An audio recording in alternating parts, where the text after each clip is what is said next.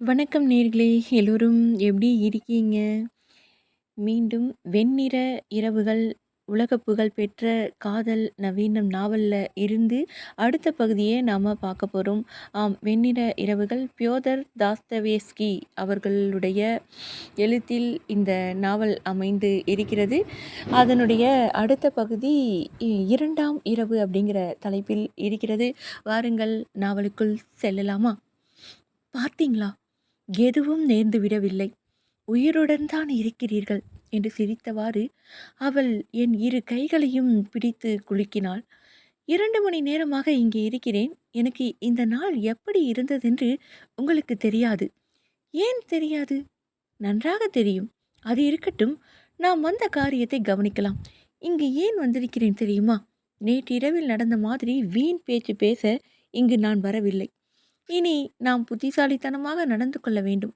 நேற்று இரவு நெடுநேரம் இது பற்றி நான் சிந்தித்தேன். எந்த விதத்தில் புத்திசாலித்தனமாக நடந்து கொள்ள வேண்டும்? நான் தயார்தான். ஆனால் என் வாழ்வில் எனக்கு இதை காட்டிலும் புத்திசாலித்தனமான ஒன்று நிகழ்ந்ததே இல்லை. மெய்தானா? முதலில் நான் கேட்டுக்கொள்வது என்னவெனில், என் கைகளை நீங்கள் இப்படி நெரிக்கக்கூடாது. இரண்டாவதாக, உங்களை பற்றி இன்று நான் நெடுநேரம் சிந்தித்து பார்த்தேன். அப்படியா? என்ன முடிவுக்கு வந்தீர்கள்? என்ன முடிவுக்கா? தொடக்கத்திலிருந்தே நாம் ஆரம்பிக்க வேண்டும் என்ற முடிவுக்கு வந்தேன். ஏனென்றால் உங்களை பற்றி எனக்கு ஒன்றும் தெரியாது என்பதை இன்று காலை நான் உணரலானேன். நேற்று இரவு நான் சிறுபிள்ளை போல, அசட்டு சிறுமியைப் போல நடந்து கொண்டதை உணர்ந்தேன். இரக்கம் மிகுந்த என் உள்ளத்தால் இக்குறை நேர்ந்ததென்பது தெரிய வந்தது. அதாவது, தமது செயல்களை ஆராய போகும் ஒருவர் எப்பொழுதுமே செய்வது போல முடிவில் நான் என்னையே புகழ்ந்து கொண்டேன். ஆகவே என் குறையை நிவர்த்தி செய்து கொள்ளும் பொருட்டு ஒரு சிறு விவரமும் விடாமல் உங்களை பற்றி யாவற்றையும் தெரிந்து கொள்வது என்பது முடிவு செய்தேன். ஆனால் இவற்றை எனக்கு தெரிவிக்கக்கூடியவர்கள் யாரும் இல்லாததால் நீங்கள் தான் யாவற்றையும் எனக்கு சொல்ல வேண்டும். உங்களது ரகசியங்களை எல்லாம் கூற வேண்டும். சரி, நீங்கள் எப்படிப்பட்ட ஆள்? சீக்கிரமாய் சொல்லுங்கள். உங்கள் கதை அனைத்தையும் சொல்லுங்கள். என் கதையா? என்று மிரண்ட குரலில் கேட்டேன். யார் சொன்னது எனக்கு ஒரு கதை உண்டென்று? எந்த கதையும் இல்லை எனக்கு. கதை ஏதும் இல்லாமல் எப்படி நீங்கள் வாழ்ந்தீர்களாம்? என்று சிரித்தவாறு என்னை அவள் இடைமறித்தாள். கதை இல்லாமலே தான் நான் வாழ்ந்து வந்திருக்கிறேன். தன்னந்தனியாக வாழ்ந்து வந்துள்ளவன். அவ்வளவுதான். அதாவது நான் முற்றிலும் தனியாகவே, ஆம், தனியனாய் இருந்துள்ளவன். தனியனாய் இருப்பதென்றால் என்ன தெரியுமா உங்களுக்கு? அது எப்படி தனியனாய் இருப்பது? யாரையும் நீங்கள் பார்ப்பதே இல்லை என்றா சொல்கிறீர்கள்? இல்லை இல்லை, பார்க்கிறேன். இருந்தாலும் நான் தனியன்தான். யாரோடும் பேசுவது இல்லையா? சரியானபடி சொல்வதெனில் யாரோடும் பேசுவதில்லை. அப்படியானால் நீங்கள் எம்மாதிரியான ஆள் என்பதை கொஞ்சம் விளங்கும்படி சொல்லுங்கள். இருங்கள், நானே சொல்கிறேன். எனக்கு ஒன்று தோன்றுகிறது. எனக்கு பாட்டி இருக்கிற மாதிரி ஒரு வேளை உங்களுக்கும் ஒரு பாட்டி இருக்குமோ? என்னுடைய பாட்டிக்கு கண் தெரியாது. பாட்டி என்னை வெளியே எங்கேயும் போக விட மாட்டாள். நான் வெளியே சென்று எவ்வளவோ காலமாகிறது. எனக்கு யாருடனும் பேசுகிற பழக்கமே அநேகமாக அற்று போய்விட்டது. 2 ஆண்டுகளுக்கு முன்பு ஒரு தரம் நான் செய்யக்கூடாத ஒரு காரியம் செய்துவிட்டேன். இனி என்ன சொன்னாலும் வீட்டிலே அடைந்து கிடக்க மாட்டேன் என்பதை கண்டதும் பாட்டி என்னை அருகே கூப்பிட்டு என்னுடைய உடையை தன்னுடையதுடன் சேர்த்து வைத்து ஹூக்கு போட்டு குத்திவிட்டது. அது முதலாக நாங்கள் இருவரும் இப்படிதான் தினமும் ஹூக்கு போட்டு இணைக்கப்பட்டு உட்கார்ந்திருக்கிறோம். கண் தெரியாவிட்டாலும் என் பாட்டி காலுறை பின்னிக்கொண்டு உட்கார்ந்திருக்கும். நான் பக்கத்தில் அமர்ந்து கொண்டு ஏதாவது தைப்பேன் அல்லது பாட்டிக்கு புத்தகம் படித்து காட்டுவேன். ஊக்கு போட்டு குத்தி உட்கார வைக்கப்படும் இத்தகைய விபரீதம் 2 ஆண்டுகளாக நடைபெறுகிறது. அட கடவுளே! இப்படியுமா ஒரு கஷ்டம் வரும்? எனக்கு அப்படி ஒரு பாட்டி யாரும் இல்லை. இல்லை என்றால் பிறகு நீங்கள் வீட்டிலே அடைபட்டு கிடக்க காரணம் என்ன? நான் எப்படிப்பட்டவன் என்று தெரிந்து கொள்ள விரும்புகிறீர்களா? ஆமாம் ஆமாம். துல்லியமாகவா? மிக மிக துல்லியமாக. சரி, சொல்கிறேன் கேளுங்கள். நான் ஒரு தனி ரகம். தனி ரகமா? அது என்ன தனி ரகம்? என்று வியந்து கூவியவாறு அவள் வாய் விட்டு சிரித்தாள். ஓராண்டு முழுதும் சிரிக்க வாய்ப்பில்லாதவளாய் இருந்தவளோ என்று நினைக்கும்படி அப்படி ஆனந்தமாக சிரித்தாள். நீங்கள் ரொம்ப வேடிக்கையான ஆள். அது ஒரு பெஞ்ச் இருக்கிறது. அதில் உட்கார்ந்து கொள்வோம். இங்கு யாரும் வருவதில்லை. நான் பேசுவது யார் காதுக்கும் எட்டாது. இனி உங்கள் கதையை சொல்ல ஆரம்பியுங்கள். ஏனெனில் நீங்கள் என்ன சொன்னாலும் நிச்சயம் உங்களிடம் ஒரு கதை இருக்கிறது. அதை சொல்லாமல் மறைக்க பார்க்கிறீர்கள். முதலில் தனி ரகம் என்றால் என்ன? தனி ரகமா? தனி ரகம் என்றால் கிறுக்கு ஆள், வேடிக்கையான ஆள் என்று அர்த்தம். இதை சொல்லிவிட்டு சிறுபிள்ளையை போன்ற அவளுடைய சிரிப்பிலே நானும் சேர்ந்து கொண்டு சிரித்தேன். அது ஒரு தனி வகை குணச்சித்திரத்தை குறிப்பதாகும். சரி, இதை கேளுங்கள். கனவு காண்கிறவனை தெரியுமா உங்களுக்கு? கனவு காண்கிறவன் தானே, யாருக்கு தான் தெரியாதாம்? நான் கூட கனவு காண்கிறவள் தான். பாட்டிக்கு பக்கத்தில் உட்கார்ந்திருக்கையில் சில நேரம் என் மண்டையில் என்னவெல்லாம் உதிக்கும். விதவிதமாய் கனவுகள் காண ஆரம்பித்து விடுவேன். அவை என்னை எங்கெல்லாமோ தூக்கிச் சென்று விடும். அப்புறம் நான் சீனத்து அரசிலங்குமாரனை மனம் புரிந்து கொள்வதாக ஒரு கற்பனை பிறக்கும். சில நேரம் கனவு காண்பதும் நல்லதுதான் தெரியுமா? இல்லை, சொல்ல முடியாது. வேறு ஒன்றை பற்றி சிந்திக்க வேண்டிய போது கனவு கண்டு கொண்டிருந்தால் எப்படி என்று இப்பொழுது கருத்தார்ந்த முறையில் கூறினார். சபாஸ்! சீனத்து அரசிலங்குமரனை மனம் புரிந்து கொள்வதாக கற்பனை செய்தவளாதலால் எளிதில் நீங்கள் என்னை புரிந்து கொண்டு விடுவீர்கள். நான் சொல்கிறேன், கேளுங்கள். ஆனால் அதற்கு முன் உங்கள் அனுமதியுடன் இதை கேட்க விரும்புகிறேன். உங்கள் பெயர் என்ன? இன்னமும் நான் உங்கள் பெயரை தெரியாதவனாக இருக்கிறேனே. நல்ல வேளை, இப்பொழுதாவது ஞாபகம் வந்ததே. அட தெய்வமே, எனக்கு அந்த நினைப்பே வரவில்லை. குறைவிலா இன்பத்தில் அப்படி திளைத்திருந்து விட்டேன். என் பெயர் நாஸ்தென்கா. நாஸ்தென்கா, அவ்வளவுதானா? அவ்வளவுதான். போதாதா? பேராசைக்காரராக இருக்கிறீர்களே. ஏன் போதாது? அதிகம் அதிகம். இதேஷ்டம். நாஸ்தென்கா, நீங்கள் தங்கமான பெண். ஏனென்றால் எடுத்ததுமே நான் உங்களை நாஸ்தென்கா என்று அழைக்க அனுமதித்து விட்டீர்களே. நானும் அப்படிதான் நினைக்கிறேன். சரி, சொல்லுங்கள். நாஸ்தென்கா, இந்த வேடிக்கையான கதையை கேள். அவளுக்கு பக்கத்தில் அமர்ந்து பக்தி சிரத்தை வாய்ந்த உருக்கமான பாவனையோடு மனப்பாடம் செய்த வாசகத்தை ஒப்பிப்பது போல சொல்லத் தொடங்கினேன். நாஸ்தென்கா, உங்களுக்கு தெரியுமோ என்னவோ, ஆனால் பீட்டர்ஸ்பர்க்கில் விசித்திரமான சில முடுக்குகள் இருக்கின்றன. நகரின் ஏனைய எல்லா பகுதிகளிலும் பிரகாசிக்கும் கதிரவன் அவ்விடங்களில் எட்டி பார்ப்பதாகவே தெரியாது. வேறொரு கதிரவன், ஒரு புது வகை கதிரவன், தொலைவில் உள்ள அந்த முடுக்குகளுக்கென உருவாக்கப்பட்ட ஒன்று அங்கு ஒளி விரிகிறான். அவன் அங்கு யாவற்றின் மீதும் வேறு விதமான தனி வகைப்பட்ட ஒளிக்கதிர்களை வீசுகிறான். அந்த தொலை முடுக்குகளில் வாழ்க்கையானது நம்மை சுற்றிலும் அலைமோதும். இந்த வாழ்க்கை எவ்வகையிலும் ஒத்ததாய் இல்லை. முற்றிலும் வேறான ஒரு தனி உலகத்துக்குரியதாக தோன்றுகிறது. காவிய கதைக்குரிய ஒரு அதிசய உலகில் காணத்தக்கதே அன்றி நமது புவிக்கோளத்தில் நாம் வாழும் மெத்த கடினமான இந்த காலத்தில் காணக்கூடிய வாழ்க்கையே அல்ல அது. அந்த வாழ்க்கை விசித்திரமான ஒரு கலப்படம். கட்டுக்கடங்காத முழு நிறை கற்பனையும் உணர்ச்சி துடிப்புள்ள இலட்சிய நோக்கும் இவற்றுடன் கூடவே அந்தோ நாஸ்தென்கா, சோபையின்றி சலிப்பூட்டும் சர்வ சாதாரணமானவையும், ஏன் நம்ப முடியாத அளவுக்கு அற்பமானவை என்று கூட சொல்லத்தக்கவையும் ஒன்று சேர்ந்த ஒரு கலப்படம். அடே அப்பா! பிரமாதமான பீடிகையாக அல்லவா இருக்கிறது. மேற்கொண்டு என்னவெல்லாம் கேட்கப் போகிறேனோ. நாஸ்தென்கா, உங்களது பெயரை எத்தனை தடவை சொன்னாலும் எனக்கு வாய் அழுக்காது. இன்னும் கூறுகிறேன், கேளுங்கள். இந்த தொலை முடுக்குகளில் வாழ்வோர் வினோத பிறவிகள். அவர்கள் கனவு காண்கிறவர்கள். கனவு காண்கிறவன் இவனுடைய கராரான இலக்கணத்தை நீங்கள் தெரிந்து கொள்ள வேண்டும். இவன் மெய்யான மனித பிறவி அல்ல, ஒருவித அஃறிணை பிறவி.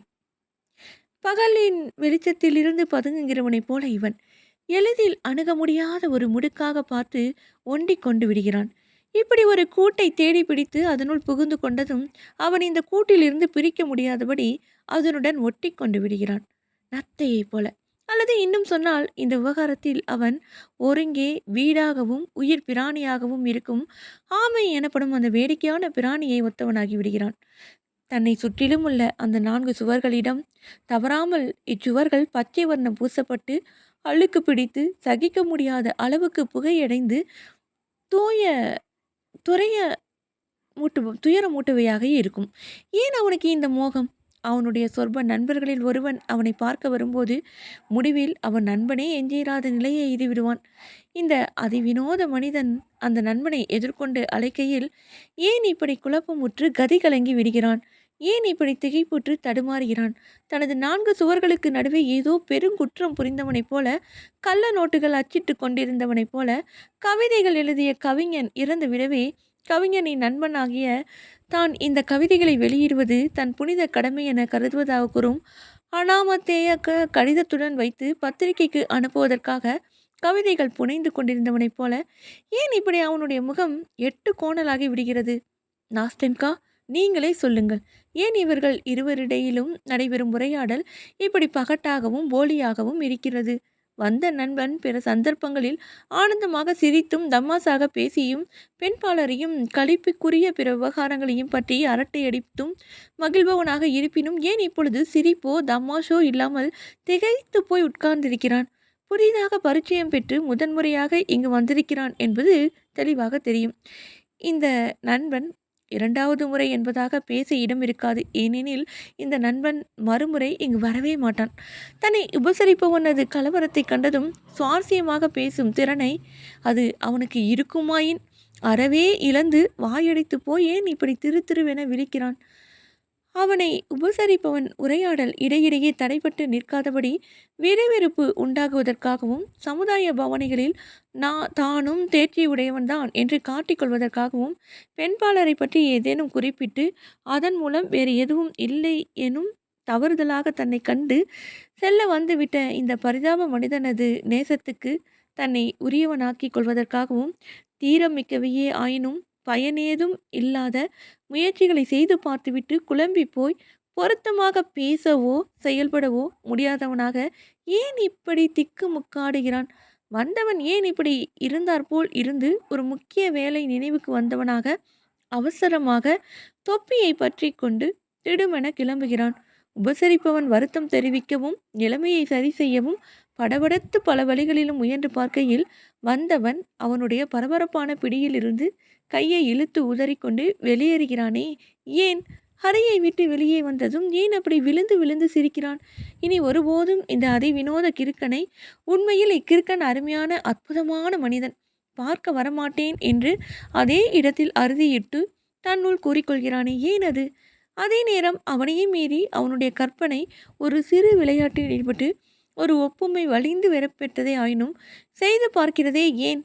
அதாவது தன்னை உபசரித்த நண்பனின் முகத்தை அறையில் இருவரும் பேசிக்கொண்டிருந்த அந்த நேரம் பூராவும் அந்த முகத்தில் தெரிந்த உணர்ச்சி பாவத்தை சிறுவர்கள் சிலரால் தகாத முறையில் பிடித்து இழுத்துச் சென்று பலவிதமாகவும் வதைத்து துன்புறுத்தப்பட்டு வெறுப்பேற்றப்பட்ட பரிதாபமான ஒரு பூனைக்குட்டி முடிவில் அவர்களிடமிருந்து தப்பியோடி நாற்காலிக்கு அடியில் பதுங்கி அங்கமெல்லாம் திளைத்து போய் ஓயாது தும்மிக்கொண்டு அவளும் தோய்ந்த சின்னஞ்சிறு முகத்தை இரு பாதங்களால் துடைத்து கொண்டும் ஒரு மணி நேரம் பதுங்கி இருக்க நேர்ந்த பிற்பாடு நெடுநேரம் அனைத்து உலகையும் அன்பான வேலைக்காரி எசமான சாப்பிட்ட மேசையிலிருந்து அதற்கு போடுவதற்காக பத்திரமாய் எடுத்து வைத்திருக்கும் அந்த துண்டுகளையும் கூட குரோத பார்வை கொண்டு நோக்கும்படி ஆகிவிடும் அந்த பூனைக்குட்டியின் உணர்ச்சி பாவத்துடன் ஒப்பிட்டு பார்க்கிறானே ஏன்? இதோ பார் என்று வியந்து போய் இவ்வளவு நேரம் விரிந்த கண்களுடனும் திறந்த வாயுடனும் என் பேச்சை கேட்டுக்கொண்டிருந்த நாஸ்தென்கா என்னை இடைமறித்தாள். இதெல்லாம் ஏன் நடைபெற வேண்டும் என்று எனக்கு தெரியவில்லை. நீங்கள் ஏன் இம்மாதிரி வேடிக்கையான கேள்விகளை கேட்கிறீர்கள் என்பதும் விளங்கவில்லை. ஆனால் ஆரம்பத்திலிருந்து கடைசி வரை நீங்கள் சொன்ன அந்த அனுபவங்கள் யாவும் உங்களுக்கு நேர்ந்தவைதான் என்பது மட்டும் எனக்கு நிச்சயமாக தெரிகிறது. நிச்சயமாக நேர்ந்தவைதான் என்று நான் கண்டிப்பான முறையில் பதிலளித்தேன்.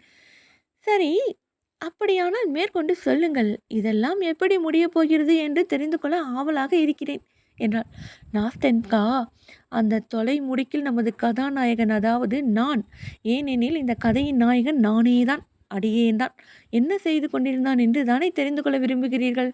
என் நண்பனின் எதிர்பாராத வருகை ஏன் என்னை நிலைகுலைய செய்து அன்று முழுவதும் கதிகலங்கி போய் திண்டாட வைத்தது என்று அறிய விரும்புகிறீர்கள் அல்லவா? திடம் என கதவு திறந்ததும் ஏன் நான் அப்படி துணுக்குற்று பதைபதைத்து போனேன்? என்னை பார்க்க வந்தவனை ஏன் நல்லபடி வரவேற்க இயலாதவனானேன்? விருந்தினனை உபசரிக்கும் பொறுப்பு தாழ மாட்டாதவனாக ஏன் அப்படி அவமானகரமாக குலைந்து போனேன் என்று அறிய விரும்புகிறீர்கள் அல்லவா? ஆமாம் ஆமாம் என்றாள் நாஸ்தன்கா. அதைத்தான் தெரிந்து கொள்ள விரும்புகிறேன். ஆனால் இதை கேளுங்கள். நீங்கள் பிரமாதமான முறையில் பேசுகிறீர்கள். அவ்வளவு பிரமாதமாக இல்லாமல் கொஞ்சம் சாதாரணமாக பேச முடியாதா உங்களால்? ஏன் சொல்கிறேன் என்றால், புத்தகத்திலிருந்து நீங்கள் படித்து காட்டுவது மாதிரி இருக்கிறது. நாஸ்தன்கா என்ற நான் எனக்கு வந்த சிரிப்பை எப்படியோ அடக்கி கொண்டு கடுமையான கண்டிப்பான குரலில் பதிலளித்தேன். அருமை நாஸ்தன்கா, நான் பேசுவது பிரமாதமாகவே இருக்கும், எனக்கு தெரியும். நீங்கள் மன்னிக்க வேண்டும், என்னால் வேறு விதமாக பேச முடியாது. நாஸ்தென்கா, இந்த தருணத்தில் நான் சாலமன் மன்னனுடைய ஆவியைப் போல இருக்கிறேன். 7 முத்திரைகள் இட்டு கெட்டியாக மூடப்பட்டு 1000 ஆண்டுகளாக ஜாடிக்குள் அடைப்பட்டிருந்த பின் 7 முத்திரைகளும் உடைக்கப்பட்டு வெளியே வந்ததே சாலமன் மன்னனின் ஆவி, அதை போன்றவனாக இருக்கிறேன். எனதருமை நாஸ்தென்கா, நெடுங்காலம் பிரிந்திருந்து விட்டு மீண்டும் இப்பொழுது நாம் சந்திக்கிறபடியால், ஆம் நாஸ்தென்கா, நெடுங்காலமாக உன்னை எனக்கு தெரியும். 8 நாட்களாக நான் தேடிக்கொண்டிருந்தேன். இதெல்லாம் ஒரு அறிகுறி. நான் தேடியது உன்னைதான். நமது இந்த சந்திப்பு விதிவசத்தால் நேர்ந்தது என்பதற்கான அறிகுறி. என் மண்டைக்குள்ள 1000 மடைகள் திறந்து கொண்டு விட்டன. ஆற்று வெள்ளமென பெருக்கெடுக்கும் சொற்களை நான் பொழிந்தே ஆக வேண்டும்.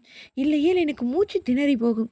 ஆகவே நாஸ்தென்கா, என்னை இடைமறிக்காமல் பணிவுடனும் கவனமாகவும் என் பேச்சை கேட்குமாறு வேண்டுகிறேன்.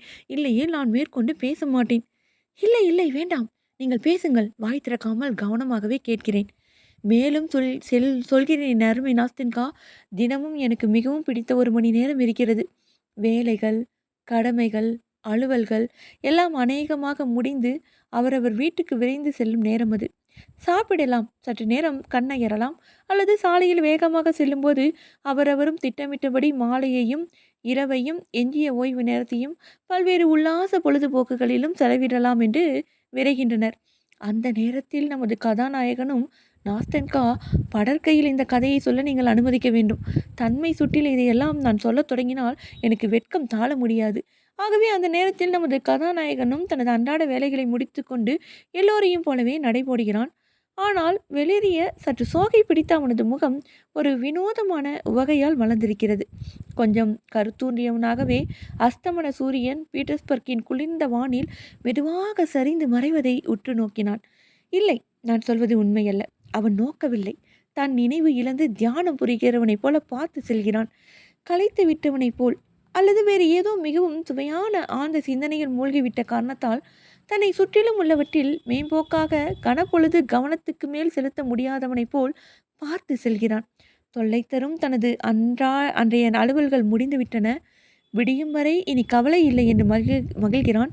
வகுப்பறையை விட்டு வெளியே சென்று தனக்கு பிடித்த மாதிரி விளையாடவும் சேட்டை செய்யவும் அனுமதிக்கப்பட்டு விட்ட பள்ளிக்கூட சிறுவனைப் போல குதூகலம் அடைகிறான் நாஸ்தென்கா. அவனை கொஞ்சம் பாருங்கள். இந்த குதூகல உணர்ச்சி அவனுடைய தளர்ச்சியுற்ற நரம்புகளுக்கும் பிணியுற்ற கற்பனைக்கும் எப்படி ஆரோக்கியமும் தெம்பும் அளித்திருக்கிறது பாருங்கள். இப்பொழுது அவன் எதை பற்றியோ ஆலோசனை செய்கிறான்.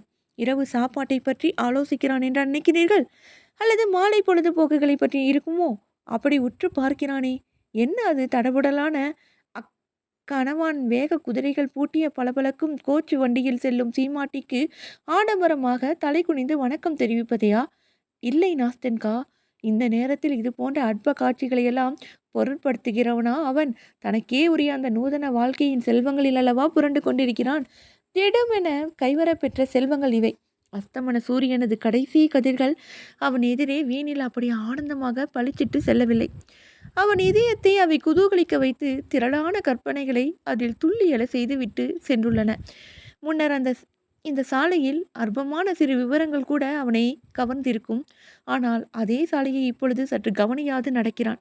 ஏனெனில் கற்பனா தேவி அணுக்காக தனது தரியில், அருமை நாஸ்தென்கா, நீங்கள் ஜுக்கோஸ்கியை படித்திருந்தால் தெரியும். தங்க பாவு இலைகளை எப்படி எப்படியோ கோத்தமைத்து கனவுகளை காவிய சிறப்புடைய விந்தை வாழ்வு பற்றிய கனவுகளை மென்துகிலாய் நெய்யத் தொடங்கிவிட்டாளே. யாருக்கு தெரியும்?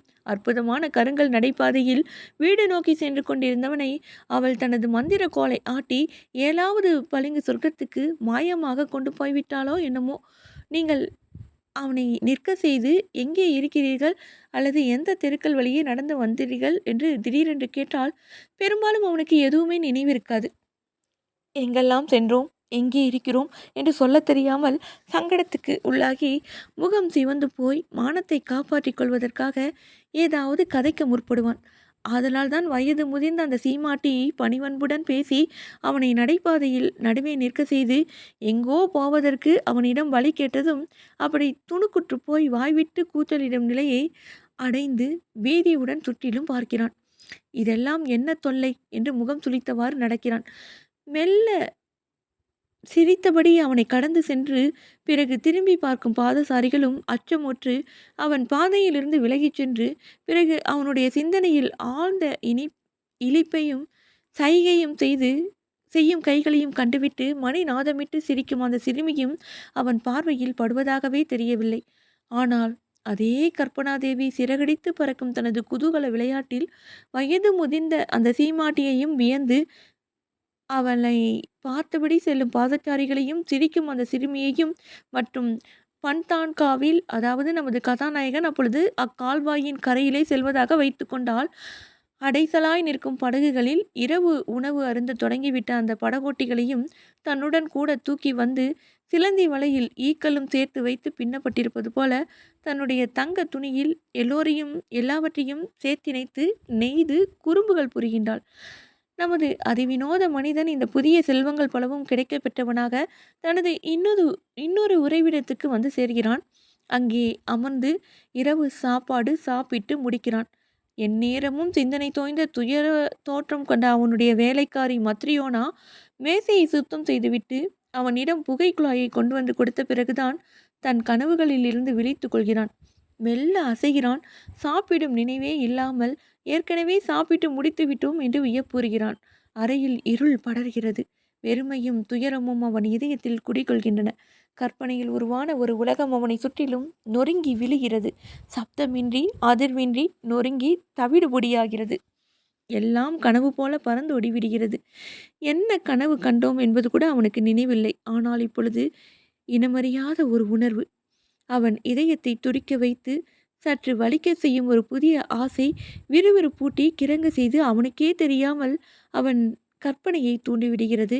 பெரும் கும்பலாய் பல புதிய மாய உருவங்களை உசுப்பி விடுகிறது. அந்த சிறு அறையில் நிசப்தம் கோலோச்சுகிறது. அவனுடைய கற்பனை தனிமையிலும் அசதியிலும் மூழ்கி திளைக்கிறது. பைய பைய மூண்டெழுகிறது. அருகே அடுப்பங்கரையில் அங்கும் இங்கும் நடந்து எந்த கவலையும் இன்றி தனக்கு காஃபி தயாரித்து கொண்டிருக்கும் வயது முதிர்ந்த மத்ரியோனாவின் காஃபி கெட்டிலில் கொதிக்கும் தண்ணீரை போல அது கொப்பளித்திட தொடங்குகிறது. பிறகு அவனுடைய கற்பனையானது சுடர் விட்டு எரிய முற்படுகிறது. குருட்டாம்போக்கில் கைக்கு அகப்பட்டதாக எடுத்து வைத்திருந்த புத்தகம் 2 பக்கங்களுக்கு மேல் படிக்கப்படாமலே தனது கனவுலக வாசியின் கையிலிருந்து நழுவி விழுகிறது. அவனுடைய கற்பனை தட்டி எழுக்கப்பட்டு மீட்டி விடப்படுகிறது. உடனே அவனுடைய மனக்கண் முன்னே ஒரு புதிய உலகு, இன்ப மயக்கமூட்டும் புதிய உலகு சுடரொளி வீசி பளிச்சிட்டு மாயா வினோதங்கள் புரிகிறது. புதிய உலகு, கனவு, புதிய இன்ப களிப்பு மிக நயமாய் செயல்பட்டு கிறங்க செய்து புலங்காகிதமடைய வைக்கும் புதியதொரு துளி நச்சு மருந்து. நம்முடைய மெய்யான வாழ்க்கை ஒரு பொருட்டாகுமா இனி அவனுக்கு? நாஸ்தன்கா, மருந்துண்ட அவன் கண்ணோட்டத்தில் நீங்களும் நானும் தூங்கும் மூஞ்சிகளாக மிக மெதுவான மந்த வாழ்க்கை வாழ்கிறோம். அவன் கண்ணோட்டத்தில் நாம் எல்லோரும் நமது நிலை குறித்து சிறிதும் திருப்தியற்றவர்களாக அல்லல் படுகிறோம். வாழ்க்கையே நமக்கு வெறுத்து போய்விட்டது. ஆம், நாம் ஒருவருக்கு ஒருவர் பாசமின்றி கடுப்பும் காழ்ப்பும் கொண்டவர்களாக தோன்றும்படி பழகிக் கொள்கிறோம் பாருங்கள். பாவ ஆத்மாக்கள். எனது கனவுலக வாசி அப்படித்தான் நினைக்கிறான். அவன் அப்படி நினைப்பதில் வியப்பில்லை.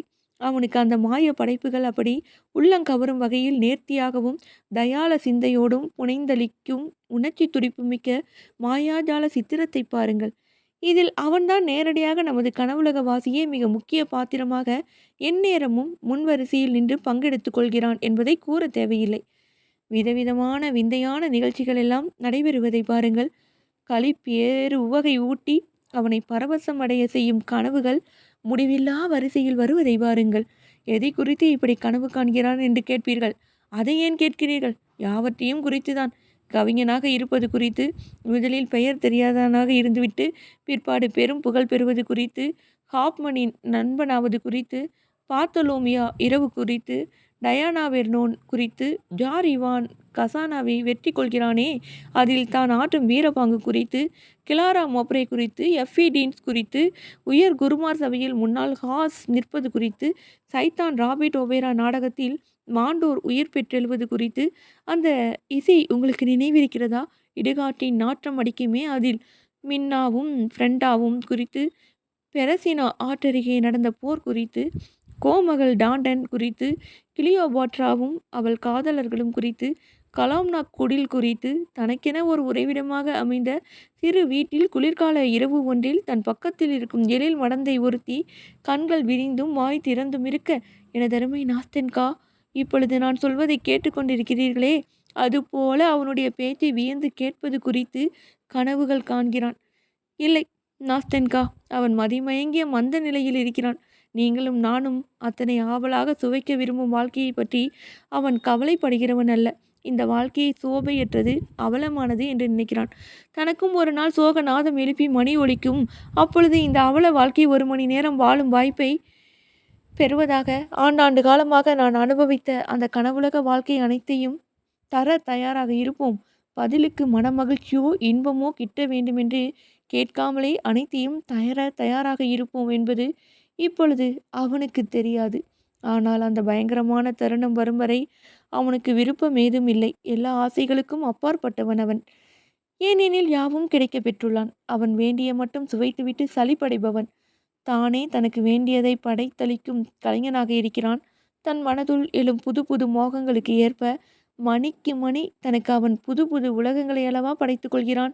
இந்த மாய கற்பனை உலகம் உண்மையில் மாயை என நினைக்க முடியாதபடி அவ்வளவு சுலபமாகவும் இயற்கையாகவும் படைத்து கொள்ள முடிகிறதே. ஆம், சில நேரங்களில் மெய்யாகவே நான் நம்பி விடுகிறேன். இந்த உலகம் வெறும் காணல் தோற்றமல்ல, எனது மதிமயக்கத்தின் விளைவல்ல, என் கற்பனையின் ஜால வித்தை அல்ல. இதுவே உண்மையில் யதார்த்தத்தில் நிலவும் உலகம் என்பதாக நம்பி விடுகிறேன். இல்லையேல் நாஸ்தென்கா, நீங்களே சொல்லுங்கள். இம்மாதிரியான நேரங்களில் என் உடல் முழுவதும் புல்லரிப்பானேன்.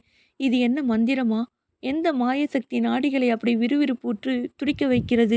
நமது கனவுலக வாசியின் கண்களில் கண்ணீர் அரும்பு கட்டியிருக்கிறதே, எதனால் அது? கண்ணீரில் நனைந்த வெளிரிய அவன் கன்னங்களை சிவக்க வைத்தது எது? அவன் உள்ளத்தில் அப்படி பேரானந்தம் பொங்குவானேன்? உறங்காது அவன் கண் விழித்திருக்கும் அந்த இரவுகள் சொல்லவனா இன்பத்திலும் களிப்பிலும் இமைப்பொழுதென சடுதியில் சுழிவது ஏன்? ஆதவன் உதித்து ஜன்னலில் செங்கதிர் பளிச்சிட்டு சென்றதும் அருணோதயத்தின் அரசல் புரசான மாயா வினோத ஒளி அவனுடைய அறையினுள் புகும்போது, இங்கே நமது பீட்டர்ஸ்பர்க்கில் இப்படித்தானே பொழுது புலருகிறது? ஏன் நமது கனவுலகவாசி களைத்து ஓய்ந்து படுக்கை மீது விழுந்து பிணியுற்று நிலைகுலைந்த அவனுடைய ஆன்மாவை வருத்தும் உவகையும் அவன் இதயத்தில் நிரம்பியுள்ள தாங்க உண்ணாத இனிய வலியும் பொறுக்க முடியாமல் மயங்கி போய் துக்கத்தில் ஆழ்ந்து விடுகிறான்? ஆம் நாஸ்தென்கா, அது உங்களை ஏமாற்றி விடுகிறது. ஏமாந்து போய் நீங்கள் அவன் உள்ளத்தை ஆட்டி படைக்கும் முயற்சிகள் எல்லாம் மெய்யானவையே என்று நம்ப தொடங்கி விடுகிறீர்கள். அவன் காணும் கனாக்கள் வெறும் பிரம்மை அல்ல. அவற்றில் மெய்யானது, ஜீவனுள்ளது ஏதோ இருக்கிறது என்று நம்ப முற்பட்டு விடுகிறார்கள். இந்த மோசடியே என்ன என்பது? உதாரணமாக, அவன் இதயத்திலே காதல் குடிக்கொண்டிருக்கிறது. அளவில்லாத அதன் முழு பூரிப்புடனும் மிக கொடுமையான அதன் முழு வேதனையுடனும் குடிக்கொண்டிருக்கிறது. ஒரு முறை நீங்கள் அவனை பார்த்ததும் தெளிவாக தெரியுமே. அவனை இன்பத்தில் திளைக்க செய்யும் அந்த கனவுகளில் அப்படி அவன் இதயத்தை கொள்ளை கொண்டு விடுகிறாளே, அவளை உண்மையில் அவன் பார்த்தறியாதவன் என்றால் அருமை நாஸ்தன்கா, நீங்கள் நம்புவீர்களா? மாய்மால கற்பனைகளில்தான் அவளை பார்த்திருக்கிறான். இந்த காதலே வெறும் கனவுதான் என்றால் உங்களால் நம்ப முடியுமா? இது சாத்தியமா? உண்மையில் இருவரும் தம் வாழ்க்கையை இணைத்து கொண்டு இத்தனை காலமாய் கைகோர்த்து செல்லவில்லையா? அனைத்து உலகையும் துறந்து இருவரும் உண்மையில் ஈருடலும் ஓர் உயிருமாக வாழவில்லையா? பிரியா விடைபெற்று பிரிந்தார்களே, அன்று இரவு இருண்ட வானில் மூண்டெழுந்த புயலின் அலறல் காதில் விழாதவளாக கண்ணிமைகளின் கருமுடிகளில் பனித்திருந்த கண்ணீர் துளிகளை கவர்ந்து சென்ற கடுங்காற்றை கவனியாதவளாக அவன் நெஞ்சிலே தலையை கவிழ்த்து கொண்டு விம்மி எழுதது அவள் இல்லையா? நம்ப முடியுமா இதை? எல்லாம் வெறும் கனவுதானா? அந்த பூங்காவும் கூட நம்பிக்கையோடும் நம்பிக்கை இல்லாமலும் ஆனால் எக்காலத்தும் மாறாத அடங்காத காதல் கொண்டவர்களாக இருவரும் உலாவினார்களே, அந்த பூங்காவும் கூட கவனியாது விடப்பட்டு காடாக வளர்ந்து நடைபாதைகளில் புற்கள் மண்டி போய் சோகம் தருவதாக இருந்த அந்த பூங்காவும் கூட வெறும் கனவுதானா? சோகமுற்று தனிமையில் அத்தனை காலமாய் அவள் வசித்து வந்தாளே, மூதாதையர் விட்டு சென்றிருந்த அந்த விசித்திர வீடும் கனவுதானா? வாட்டமுற்று எந்நேரமும் வாய் திறவாதிருக்கும் வயதான தனது சிடுமூஞ்சி கணவருடன் அங்கேதானே அவள் வசித்து வந்தாள். அந்த கணவரை கண்டு அவர்கள் இருவரும் எளிதில் மருளும் சிறு பிள்ளைகளைப் போல் பயந்து அப்படி தவித்து மிரண்டு போய் தம் காதலை ஒருவருக்கொருவர் தெரியாதபடி மறைத்து கொண்டார்களே. இருவரும் எப்படி மனம் ஒடிந்து வேதனையுற்றனர், அஞ்சி நடுங்கினர். அவர்களுடைய காதல் எவ்வளவு தூய்மையாக படைப்பாவும் அறியாதவர்களாக இருந்தது. மக்கள் எவ்வளவு கடுமணம் கொண்டோராக இருந்தனர். நாஸ்தன்கா அதை கூற தேவையில்லை. பிறகு நெடுநாட்களுக்கு பிற்பாடு தன் தாயகத்தின் கரைகளிலிருந்து நெடுந்தூரத்துக்கு அப்பால் அந்த வியத்தகு ரோமாபுரியின் வெப்பமான புழுக்கமான அந்நிய வானத்துக்கு அடியில் சந்தித்தாளே, அவள் இல்லையா அது? அட தெய்வமே! அப்படியும் கூடவா இருக்க முடியும்? அந்நகரில் அதி அற்புத நடன விருந்தில் அல்லவா வாத்திய குழுவின் இசை முழங்க ஒளி வெள்ளத்திலே மூழ்கிய அந்த மாளிகையில், ஆம், மாளிகையேதான், பைங்கொடியும் ரோஜாவும் பந்தலிட்டிருந்த உப்பருகையிலே அவன் அவளை சந்திக்கவில்லையா? அவனை கண்டதும் அவசரமாக முகமுடியை உயர்த்தி கொண்டு அங்கமெல்லாம் நடுங்க முணுமுணுக்கும் குரலில், சுதந்திரம் அடைந்து விட்டேன் என்று கூறியவாறு ஓடோடி வந்து அவனுடைய அரவணைப்பில் ஒட்டிக்கொண்டாளே, ஆனந்த கூச்சலிட்டு அல்லவா ஒருவரையொருவர் கட்டி தழுவிக்கொண்டு இமைப்பொழுதில் யாவற்றையுமே அடியோடு மறந்தவர்களாய் இன்பமுற்றனர். தமது துயரம், பிரிவாற்றாமை, இதுகாரும் அவர்களை வருத்திய எல்லா துன்பங்கள் துயரார்ந்த அந்த வீடு, வாய் திறவாத அந்த கிழவர், அங்கே அவனுக்கு விடையளித்து உணர்ச்சி பரவசமுற்று முத்தமிட்டு விட்டு கொடும் துயரால் உணர்வற்று விட்ட அவன் கைகளின் அணைப்பிலிருந்து பீய்த்து கொண்டு எழுந்து ஓடினாளே, அந்த ஆசனமாகிய யாவற்றையும் மறந்தல்லவா இன்பமுற்றனர். நாஸ்தன்கா, நீங்களே சொல்லுங்கள். திடீரென்று உங்களது அறைக்கதவு திறக்கப்பட்டு நீங்கள் அலையாத நண்பர் ஒருவர், உயரமானவர், வாட்டஞ்சாட்டமானவர், வேடிக்கையும் விளையாட்டுமான குதூகலமான நபர் உள்ளே முன்னே தோன்றி, நண்பரே, இப்பொழுதுதான் பாவ்லோங்கிலிருந்து திரும்பினேன், ஒரு நிமிடம் கூட ஆகவில்லை என்று அசாதாரணமாக எதுவும் நடந்து விடாதது போல அட்டகாசமாக சொல்வராயின் நீங்கள் திடுக்கிடுவீர்களா இல்லையா? பக்கத்து வீட்டு தோட்டத்திலிருந்து திருடிய ஆப்பிளை அப்பொழுதுதான் பைக்குள் ஒளித்து வைத்து கொண்ட பள்ளிக்கூட சிறுவனைப் போல் முகமெல்லாம் சிவந்து திரு திருவென விழிப்பீர்களா இல்லையா? அடக்கடவுளே, வயது முதிர்ந்த கோமகன் இறந்து விட்டார். தெவிட்டாத இன்பம் காத்திருக்கிறது எனக்காக. ஆனால் இதோ பாவ்லோஸ்கிலிருந்து இப்பொழுதுதான் வந்தேன் என்று வந்து நிற்கிறானே. நாடகபாணியிலான என் பேச்சின் முடிவை வந்தடைந்த நான் நாடகபாணியில் திடீரென்று மௌனமாகிவிட்டேன். அப்பொழுது நான் எப்படியாவது சிரிக்க வேண்டுமென பெருமுயற்சி செய்தது என் நினைவுக்கு வருகிறது. என் நெஞ்சினுள் விஷமக்கார குட்டிச்சாத்தான் குதி போடுவது போன்ற உணர்வு ஏற்கனவே எனக்கு ஏற்பட்டுவிட்டது. தொண்டையில் ஏதோ குறுகுறுத்தது. என் முகவாய் அதிர்ந்தாட தொடங்கிற்று. என் கண்கள் மேலும் மேலும் சுழல ஆரம்பிக்கின்றன.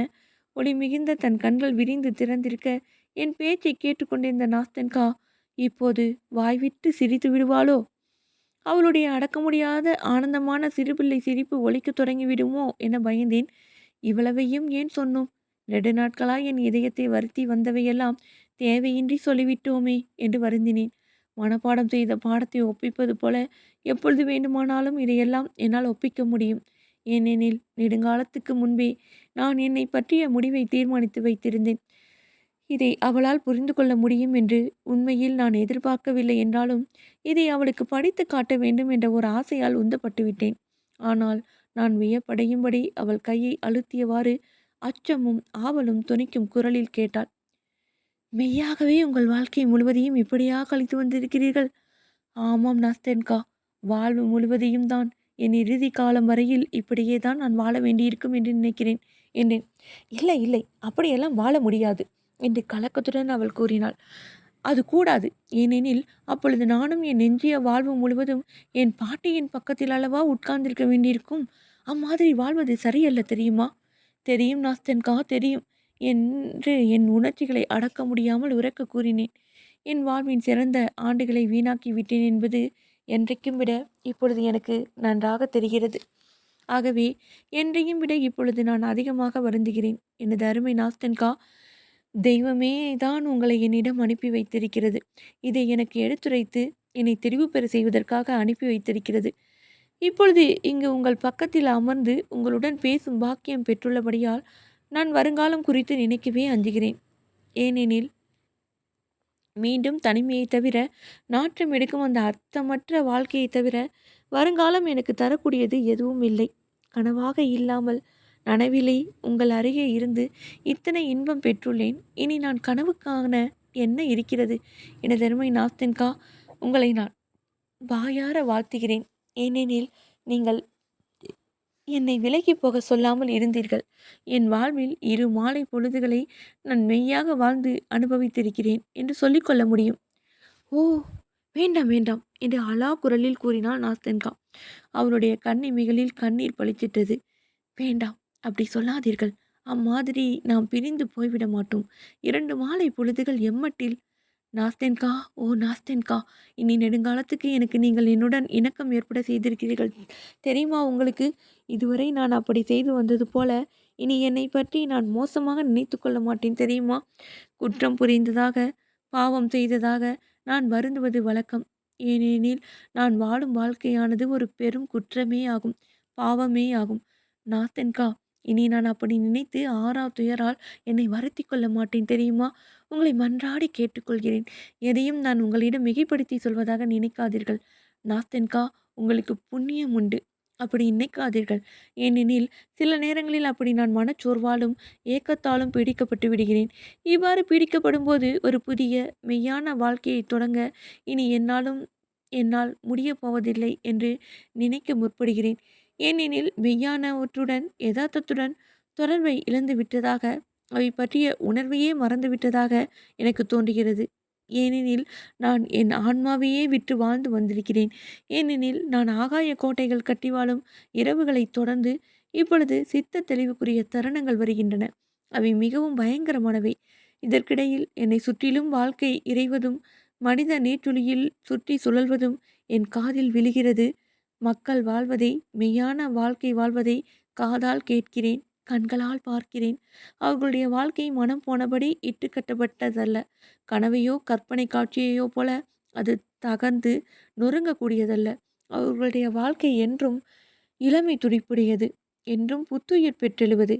அதில் ஒவ்வொரு மணி நேரமும் அதற்கு முந்தியதிலிருந்து மாறுபடும் என்பதை காண்கிறேன். ஆனால் எளிதில் மருளும் கற்பனை அலுப்பு தட்டும்படி மாற்றமின்றி ஒரே மாதிரியானது, சோபையற்றது, அற்ப நிழலுக்கெல்லாம் எண்ணத்துக்கெல்லாம் அடிமைப்பட்டது. கதிரவனை மறைத்து பீட்டர்ஸ்பர்க் கதிரவனை போற்றி பாராட்டும் மெய்யான பீட்டர்ஸ்பர்க் வாசி ஒவ்வொருவரையும் உள்ளம் குமுற செய்யும் முதலாவது கருமேகத்துக்கே அடி பணிந்து விடக்கூடியது. இப்படிப்பட்ட கற்பனை ஏங்கி தவிப்பதா இருக்குமாயின் பிறகு சொல்லவும் வேண்டுமா? ஓயாத தொல்லைக்கு இலக்காகும் போது வற்றாத உன் கற்பனையும் கரைந்து மெலிந்து முடிவில் ஓய்ந்து போவதை காண்பாய். ஏனெனில் நீ முதிர்ச்சி அடைகிறாய். உன்னுடைய பழைய லட்சியங்கள் இனி உனக்கு பொருந்தாதபடி நீ வளர்ந்து விடுகிறாய். அவை சுக்கு நூறாக தகர்ந்து தவிடு பொடியாகி விடுகின்றன. வாழ வேறு வாழ்க்கை இல்லையாதலால் நொறுங்கிய அதே துண்டுகளையும் துணுக்குகளையும் கொண்டு திரும்பவும் நீ கோட்டை கட்ட வேண்டியதாகி இருக்கிறது. ஆனால் உன் ஆன்மா அடங்காத ஆவலுடன் விரும்புவதும் ஏக்கத்துடன் கோருவதும் இதுவல்ல, வேறொன்று. கனவுலக வாசி தனது பழைய கனவுகளின் சாம்பலை வீணில் கிண்டி கிளறி பார்க்கிறான்.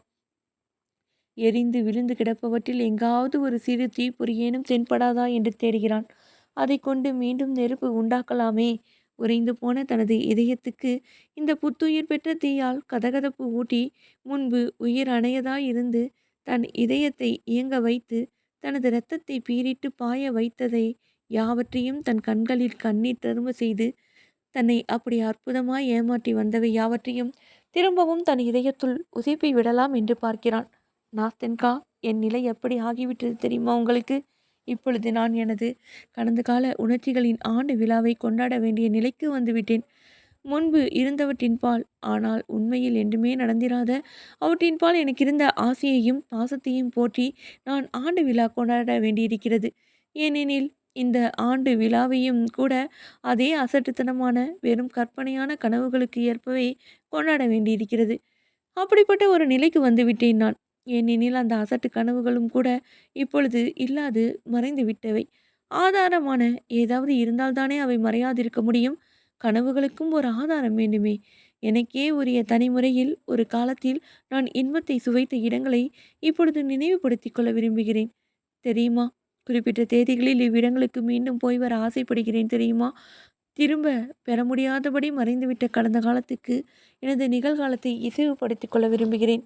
சோர்வுற்று சோகத்தில் ஆழ்ந்து காரியமோ காரணமோ எதுவுமின்றி பேய் போல அடிக்கடி நான் பீட்டர்ஸ்பர்க்கின் தெருக்களிலும் சந்துக்களிலும் திரிகிறேன் தெரியுமா?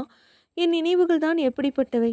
உதாரணமாக, இங்கே ஒரு மணி கூட பிழையின்றி சரியாக ஓராண்டுக்கு முன்பு இதே நடைபாதையில் இப்பொழுது நான் இருக்கிறேனே, அதே போல தனியனாகவும் மனம் ஒடிந்தவனாகவும் சுற்றி திரிந்தது என் நினைவுக்கு வருகிறது. என் கனவுகளும் இதேபோல துயரம் மூட்டுபவையாகவே இருந்தன என்பதும் நினைவுக்கு வருகிறது. தற்போது இருப்பதை விட எவ்வகையிலும் சிறப்பானதாய் இருக்கவில்லை என்றாலும் கூட வாழ்க்கை அந்நாட்களில் ஓரளவு எளிதாக இருந்தது, அமைதியாக இருந்தது. இப்பொழுது என்னை வருத்தும் இருண்ட எண்ணத்தால் அன்று என் வாழ்க்கை கலக்கம் அடையவில்லை. பகலாக எனக்கு நிம்மதி சிறிதும் இல்லாதபடி படுத்தி வைக்கும் கடுமையான வேதனைமிக்க நெஞ்சு குறுகுறுப்பால் அப்பொழுது நான் அவதியுறவில்லை என்று நினைக்க தோன்றுகிறது. உன்னுடைய அந்த கனவுகளெல்லாம் எங்கே என்று உன்னையே நீ கேட்க வேண்டியிருக்கிறது. தலையை ஆட்டிக்கொண்டு வியப்படைகிறாய். ஆண்டுகள் எவ்வளவு வேகமாக உருண்டோடுகின்றன. மீண்டும் உன்னையே நீ கேட்டுக்கொள்கிறாய். உன் வாழ்க்கையை ஏன் இப்படி வீணாக்குகிறாய்? உன் ஆயுளின் சிறந்த ஆண்டுகளை எங்கே கொண்டு போய் குழியில் தள்ளி புதைக்கிறாய்? நீ வாழ்ந்திருக்கிறாயா இல்லையா? உலகில் குளிர் கடுமையாகி வருவதை பார் என்று கூறிக்கொள்கிறாய். மேலும் ஆண்டுகள் ஓடி மறையும். ஆண்டுகள் செல்ல செல்ல சோகமிக்க தனிமை கடுமையாகி செல்லும். பிறகு முட்டுக்கம்பை ஊன்றி கொண்டு தள்ளாத முதிய வயது வந்து சேரும். அதன்பின் ஓயாத துன்பமும் வெறுமையும் தவிர வேறு இருக்காது. உன்னுடைய மாய கற்பனை உலகம் ஒளி இழந்து இருண்டு செல்லும். உன் கனவுகள் கருகி போகும். பழுத்த உலர்ந்த இலைகளைப் போல அவை உதிர்ந்து வீழும். ஓ நாஸ்தன்கா, தனியனாக தன்னந்தனியனாக இருப்பது எவ்வளவு சோகமிக்கது! நினைத்து வருந்துவதற்கு கூட ஒன்றும் இருக்காதே, ஒன்றுமே இருக்காதே. ஏனெனில் நான் இழப்பது எதுவாயினும் அது உண்மையில் ஒன்றும் இல்லாததாகத்தானே, வெறும் அசட்டு சின்னமாகத்தானே, வெறும் கணாக்களாகத்தானே இருக்கும். போதும், நீங்கள் மேலும் பேசினால் நான் அழத் தொடங்கி விடுவேன் என்று கூறி நாஸ்தன் தன் கண்களில் இருந்து உதிர்ந்த தொலியை துடைத்து கொண்டால், அதெல்லாம் இப்பொழுது முடிவடைந்து விட்டது. இனி நாம் இருவரும் இருப்போம். எனக்கு என்ன நேர்ந்தாலும் என்னாலும் நாம் பிரியவே மாட்டோம். கேளுங்கள், நான் மிக சாதாரணமானவள். பாட்டி எனக்கு ஒரு ஆசிரியையை அமர்த்தி பாடம் சொல்லித்தர வைத்தது மெய்யானாலும் நான் அதிகம் படிக்காதவள். இருந்த போதிலும் உங்களை நான் நன்றாக புரிந்து கொள்ள முடிகிறது. ஏனெனில் இப்பொழுது நீங்கள் சொன்னது எல்லாம் பாட்டி தனது உடையுடன் என்னை ஊக்கு போட்டு குத்தி வைத்திருந்த போது நான் அனுபவித்தவையே. ஆனால் உங்களைப் போல என்னால் அவ்வளவு நன்றாக அவற்றை கூறியிருக்க முடியாது. ஏனெனில் நான் படித்தவள் அல்ல என்று கூச்சத்துடன் சொல்லிக்கொண்டாள். நாடக பாணியான என் பேச்சாலும் நான் பேசிய உன்னத முறையாலும் ஏற்பட்டிருந்த பரவச உணர்ச்சி இன்னும் அவளை விட்டு மறையவே இல்லை. மனமிட்டு நீங்கள் யாவற்றையும் என்னிடம் சொன்னதை கேட்டு நான் மகிழ்கிறேன். இப்பொழுது உங்களை நான் தெரிந்து கொண்டு விட்டேன். சந்தேகத்துக்கு இடமின்றி நன்றாக தெரிந்து கொண்டு விட்டேன். இனி நானும் என் கதையை உங்களிடம் சொல்ல விரும்புகிறேன். இதை கேட்ட பின் நீங்கள் எனக்கு ஆலோசனை கூற வேண்டும். நீங்கள் மிகவும் கெட்டிக்காரராக இருக்கிறீர்கள். நான் சொல்வதை கேட்ட பின் எனக்கு ஆலோசனை கூறுவீர்களா? நாஸ்தென்கா, நான் ஆலோசகனாக, அதுவும் கெட்டிக்கார ஆலோசகனாக என்னாலும் இருந்ததில்லை என்று பதிலளித்தேன். எனினும் நாம் இருவரும் இதுபோல எப்பொழுதும் நண்பர்களாக வாழ்வோமாயின் அதை காட்டிலும் சிறப்பானது எதுவும் இருக்க முடியாது. அப்பொழுது ஒருவருக்கொருவர் நாம் மிகவும் கெட்டிக்காரத்தனமாக ஆலோசனை கூறிக்கொள்வோம். எனது இனிய நாஸ்தென்கா, எதுவாயினும் தயங்காது கேளுங்கள். இப்பொழுது நான் அப்படி குதூகலம் கொண்டவனாக, மகிழ்ச்சி மிக்கவனாக, துணிவு கொண்டவனாக, கெட்டிக்காரனாக இருக்கிறேன். ஆகவே என்ன கேட்டாலும் தடுமாற்றமின்றி உடனே என்னால் பதில் சொல்ல முடியும். இல்லை இல்லை என்று சிரித்து கொண்ட நாஸ்தன்கா என்னை இடைமறித்தாள். எனக்கு வேண்டியது கெட்டிக்காரத்தனமான ஆலோசனை அல்ல, மனப்பூர்வமான சகோதர வாஞ்சையோடு கூடிய ஆலோசனையே வேண்டும். வாழ்வெல்லாம் நீங்கள் என் மீது அன்பு கொண்டிருந்தால் கூறுவீர்கள் அல்லவா, அப்படிப்பட்டதே வேண்டும். அப்படியே கூறுகிறேன் ஆஸ்தன்கா, அப்படியே கூறுகிறேன் என்று ஆனந்தமாக கூச்சலிட்டு கூறினேன். 20 ஆண்டுகளாக உங்கள் மீது அன்பு கொண்டவனாக இருந்திருந்தாலும் இப்பொழுது உங்கள் மீதுள்ளதை காட்டிலும் அதீத அன்புடையவனாக இருக்க முடியாதே. உங்கள் கையை கொடுங்கள் என்றாள் நாஸ்தென்கா. இதோ என்று கையை தந்தேன். இனி என் கதையை கூறுகிறேன், கேளுங்கள். நாஸ்தென்காவின் கதை. நாளை பார்க்கலாம் நேர்களே.